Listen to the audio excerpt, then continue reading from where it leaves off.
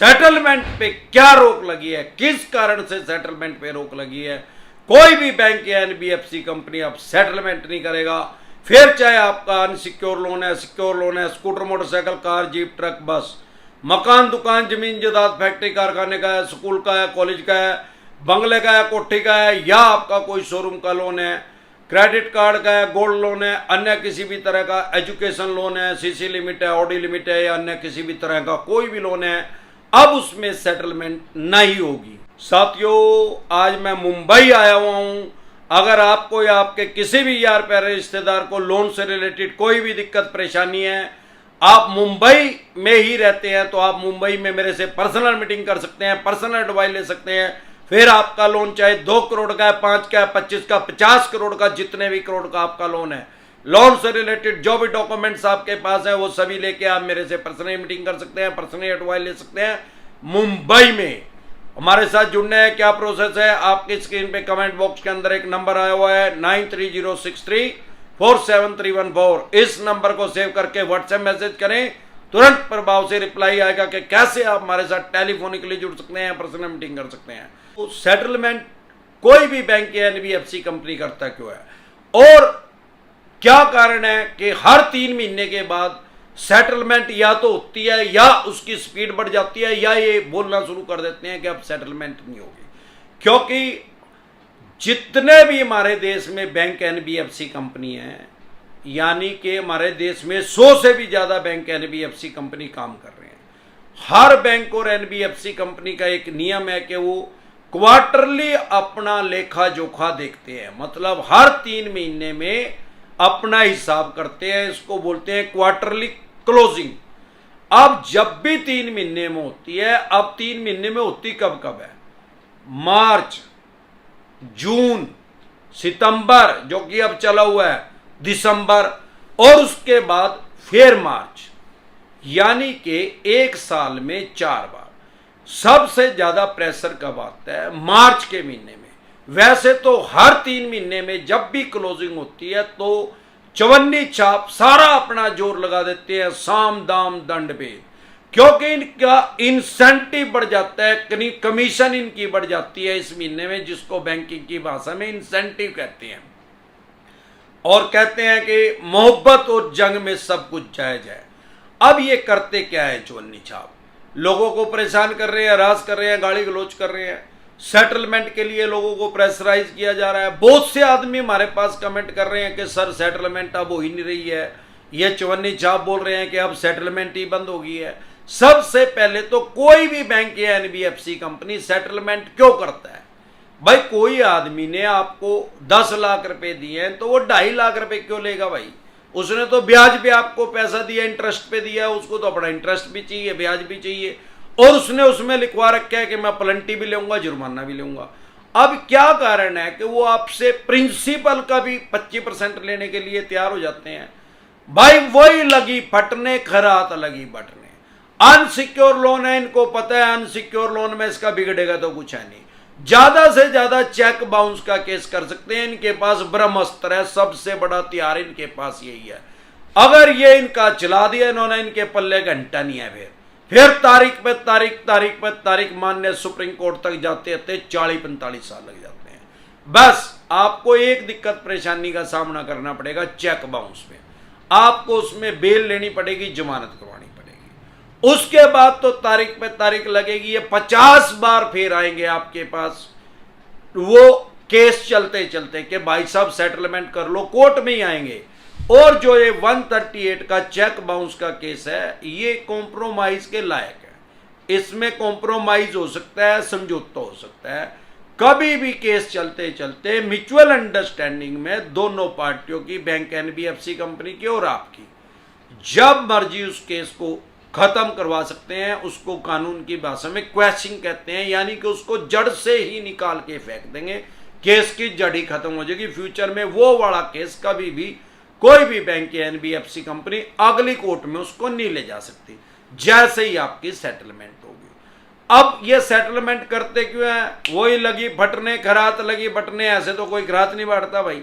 इनको पता पैसे तो अब निकलेंगे नहीं, इसने तो जमानत करवा ली, अब करता रहे केस, चढ़ने दे, तारीख पर तारीख लगने दे। अब इनके पास इतना पेशेंस नहीं है, इतना धैर्य नहीं है। आम आदमी को तो कोर्ट की प्रक्रिया पता नहीं, पर इनको तो पता ही है यार, इन्हें तो लाखों आदमियों को लोन दे रखा है, करोड़ों आदमियों को बांट रखे हैं, इनको तो पता ही है इसका क्या होएगा।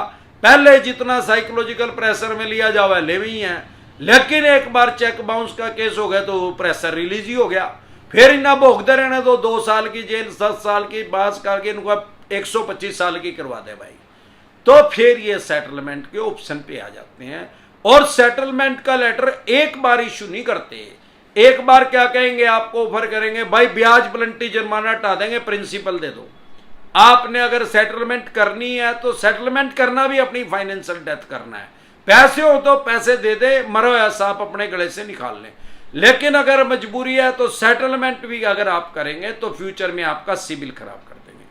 अगर आपको फिर भी सेटलमेंट करनी है तो एक सेटलमेंट के या तो ऑफर देंगे या सेटलमेंट लेटर इशू करेंगे, भाई ब्याज प्लंटी जुर्माना हटा देंगे, क्या दे भाई पैसे नहीं है, फिर एक आधे महीने के बाद फिर दोबारा एक सेटलमेंट लेटर इशू करेंगे या सामने से ऊपर करेंगे, भाई साहब 80% पैसे दे दो प्रिंसिपल के, फिर नहीं दिए तो 60% पे आ जाए, फिर नहीं दिए तो 40% पे आ जाए, फिर भी नहीं दिया इनकी कतई कांच लिकट जाए, 1.5-2 साल हो जाए तो फिर ये 25% पे भी सेटलमेंट कर लेते हैं अगर आपका अनसिक्योर लोन है कोई। और सिक्योर लोन में भी सेटलमेंट होती है, किस सिनेरियो में होती है, कोई scooter motorcycle car jeep truck bus का लोन है तो वो सिक्योर, भगवान ना करे आपसे चलाते हो उसका एक्सीडेंट हो गया, उसका इंश्योरेंस ही नहीं था, अब उसमें चवन्नी तो मिलेगी नहीं, उसकी मार्केट वैल्यू खत्म होगी, आप उनको पैसा नहीं दे रहे तो वो सेटलमेंट के ऑप्शन पे आएगा, उसकी सेटलमेंट करेंगे।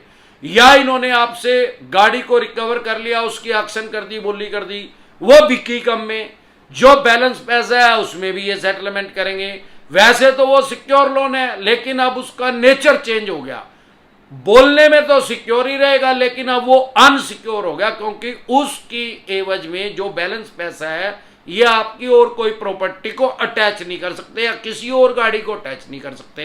तो इस सिनेरियो में भी, या भगवान ना करे गाड़ी में आग लगी या चोरी होगी, इंश्योरेंस नहीं था, इस सिनेरियो में भी ये सेटलमेंट ही करेंगे। अब सवाल ये आता है कि ऐसी कौन सी गाइडलाइंस आई है कि सेटलमेंट होगा ही नहीं। ओ भाई, जब से बैंकिंग स्टार्ट हुई है हमारे देश में, सबसे पहला बैंक का नाम था बैंक ऑफ मद्रास, जो कि 1843 ईस्वी में ईस्ट इंडिया कंपनी ने जिसकी नींव रखी। यानी ब्रिटिश काल में हमारे देश में सबसे पहला बैंक बना था जिसका नाम था बैंक ऑफ मद्रास। अंग्रेजों ने इसका जन्म किया था, इसका निर्माण किया था। तब से ब्रिटिश काल से ही सेटलमेंट होती आ रही है और आज तक हो रही है। लगभग 180 साल हो गए हैं बैंकिंग को चलते हुए, और अनंत काल तक जब तक बैंकिंग रहेगी, जब तक दुनिया रहेगी, सेटलमेंट को कोई बंद नहीं करेगा, क्योंकि सेटलमेंट के अलावा इनके पास कोई ऑप्शन नहीं है। हाँ, प्रॉपर्टी के लोन में भी सेटलमेंट हो सकती है कुछ सिनेरियो में। कोई ऐसी प्रॉपर्टी है जो डिस्प्यूटेड है, उसका कोर्ट में केस चला हुआ है, उसमें भी ये सेटलमेंट कर लेते हैं, या उसकी रीसेल वैल्यू बहुत ज्यादा कम है जितना आपने लोन देना है, उस सिनेरियो में भी ये सेटलमेंट कर लेते हैं। या आपने अपनी प्रॉपर्टी को पहले ही रेंट या लीज एग्रीमेंट पे दिया हुआ है और वो 5-4 साल की उसकी मियाद रह रही है, तो उस सिनेरियो में भी ये सेटलमेंट कर लेते हैं। तो सेटलमेंट अभी कभी बंद नहीं हुई है। तो चवन्नी छाप या कुछ झोला छाप यूट्यूबर है जिनको बेरी की दुकान का तो पता नहीं कहां है, बोलते रहते हैं चैनल को लाइक कर दो, सब्सक्राइब कर दो, सपोर्ट कर दो। अबे घंटे झोला छाप यूट्यूबर अगर देख रहा है तो अबे वो तुम्हारे गांव में, तहसील में, कस्बे में, शहर में वो भिखारी भीख मांग रहे हैं, 10 रुपए दे के आ रहेगा उनको, तो ऐसे भीख क्यों मांग रहा है, बैगर क्यों बन रहा है लंडर। अपने अंदर क्वालिटी पैदा कर, सामने वाले को समझा, उसको वैल्यू प्रोवाइड कर। कुछ ना बोला है, कुछ कहने की जरूरत नहीं भाई, सब्सक्राइब कर दे। दिल कर रहे हो तो 10 बार में एक बार कर दिया भाई, नहीं तो करिए ही ना। अमरदीप का ध्यान तो कभी नहीं कहता कि हमारे चैनल को सब्सक्राइब कर दो, लाइक कर दो, सपोर्ट कर दो, मोटिवेशन मिला। अब घंटे का मोटिवेशन मिला, पैसे मिला, यूट्यूब पैसे देगा भाई, जितने ज्यादा सब्सक्राइबर होंगे उतने ज्यादा पैसे मिला। और पैसे तो उसने भिखारी ने भी मिला, भीख मांग के उन्हें दे कौन रहे है। अबे ओ लंडर नाथ बाबा, अपनी वैल्यू अपने हाथ है। टैलेंट अरे नहीं कुछ आंदा, बेअकले तो कुछ पढ़ ले, सीख ले। जब तक सामने वाले को वैल्यू प्रोवाइड नहीं करवाएगा, कोई तेरा चैनल को सब्सक्राइब करने वाला नहीं है। अमरदीप कादियान का इतनी जल्दी इतना ज्यादा ग्रो कैसे हो गया भाई? लाखों चैनल है हमारे देश में जो एडवाइस दे रहे हैं, अमरदीप कादियान इतनी जल्दी इतना ग्रो क्यों हो गया भाई? हम सामने वाले को वैल्यू प्रोवाइड कर रहे हैं, उसके राइट्स बता रहे हैं, उसके अधिकार बता रहे हैं, वो बात कह रहे हैं जो उसके दिल को टच कर रही है, उसके इमोशन को छू रही है और 100% जेन्युइन है। तो आप डरे घबराए नहीं। अगर आप हमारे साथ पर्सनली मीटिंग करना चाहते हैं, वैसे तो मेरा हेड ऑफिस जो है वो दिल्ली में है, कुंडली। अगर आप मेरे से मुंबई में मीटिंग करना चाहते हैं, क्योंकि मैं कल मुंबई आ रहा हूं और मेरे ख्याल ये शायद डलेगी 17 तारीख को वीडियो, क्योंकि आज ये 15 तारीख को बना रहे हैं, तो 16 तारीख को हो सकता है डले। 16 तारीख को मैं मुंबई में ही होऊंगा और 17 तारीख को भी। अगर आपको या आपके किसी भी यार प्यारे रिश्तेदार को लोन से रिलेटेड कोई दिक्कत परेशानी है, तो आप मुंबई में मेरे से पर्सनल मीटिंग कर सकते हैं, पर्सनल एडवाइस ले सकते हैं। लोन से रिलेटेड जो भी आपके पास डॉक्यूमेंट्स हैं वो लेके आपका हमारे साथ जुड़ने है। क्या प्रोसेस है? आपकी स्क्रीन पे कमेंट बॉक्स के अंदर एक नंबर आया हुआ है 9306347314। इस नंबर को नोट करके व्हाट्सएप मैसेज करें, तुरंत प्रभाव से रिप्लाई आएगा कि कैसे आप हमारे साथ टेलीफोनिकली जुड़ सकते हैं, पर्सनल मीटिंग कर सकते हैं। 2 तरह के नोटिस को कभी भी अवॉइड ना करें। अगर 138 चेक बाउंस का आपके पास समन आया कोर्ट से, उसको अवॉइड ना करें। अगर आप उसको अवॉइड करेंगे, उसको हल्के में लेंगे, उसको इग्नोर करेंगे, तो आपको 14 दिन के लिए न्यायिक हिरासत में जाना पड़ सकता है, 14 दिन के लिए आपको जेल में जाना पड़ सकता है। अगर नहीं करेंगे तो तुरंत प्रभाव से इसमें बेल मिल जाती है, जमानत मिल जाती है। इसके अलावा सरफेसी एक्ट का अगर नोटिस आ रहा है 2002 के अकॉर्डिंग, 13(2) का, 13(4) का, symbolic position, physical position DM साहब का, उसको कभी भी हल्के में न लें। अगर आप उसको इग्नोर करेंगे तो आप अपनी प्रॉपर्टी से हाथ धो बैठेंगे। फिर वो मकान, दुकान, जमीन जायदाद, फैक्ट्री, कारखाना, स्कूल, कॉलेज, बंगला, कोठी, शोरूम, जिस भी प्रॉपर्टी पे, जिस भी एसेट पे रख के आपने इनसे लोन लिया है, आपने इनसे सीसी लिमिट लिया, ओडी लिमिट लिया है, लैब करवाया लोन अगेंस्ट प्रॉपर्टी, उसकी एक्शन कर देंगे, बोली कर देंगे, सेल कर देंगे। जैसे ही आपके पास सरफेसी एक्ट का नोटिस आए, तुरंत प्रभाव से लीगल एडवाइस लें। अगर आप टेलीफोनिकली हमारे साथ जुड़ना चाहते हैं, पर्सनल मीटिंग करना चाहते हैं, आपकी स्क्रीन पे कमेंट बॉक्स के अंदर एक नंबर आया हुआ है 9306347314।